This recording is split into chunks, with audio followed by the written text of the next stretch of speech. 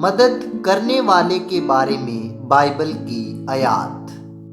دوسرا کرنتھیوں 1:4۔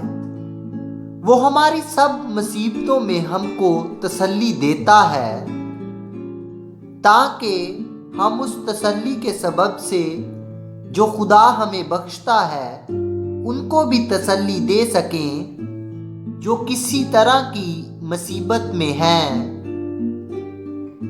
دوسرا کرنتھیوں 1:5۔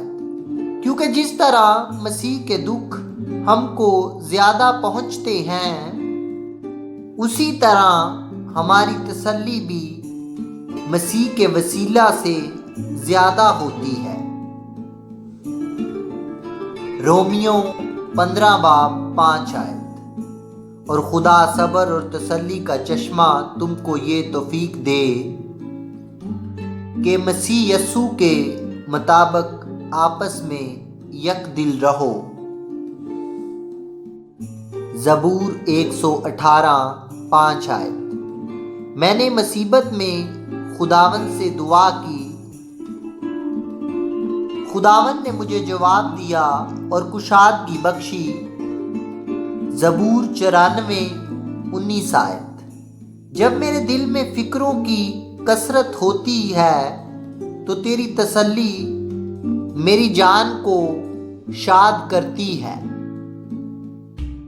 یوحنا 14:18۔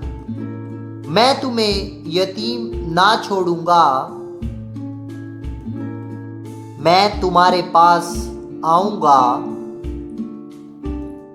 متی 5:4۔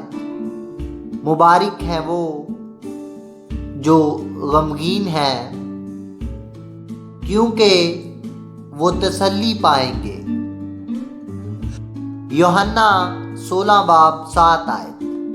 لیکن میں تم سے سچ کہتا ہوں کہ میرا جانا تمہارے لیے فائدہ مند ہے، کیونکہ اگر میں نہ جاؤں تو وہ مددگار تمہارے پاس نہ آئے گا، لیکن اگر جاؤں گا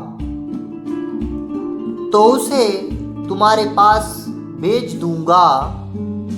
یوحنا 14:26۔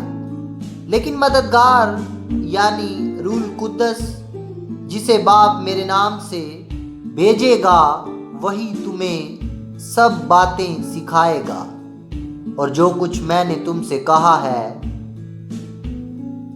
وہ سب تمہیں یاد دلائے گا۔ یوحنا 14:16۔ اور میں باپ سے درخواست کروں گا تو وہ تمہیں دوسرا مددگار بخشے گا کہ ابد تک تمہارے ساتھ رہے۔ مکاشفہ 7:16۔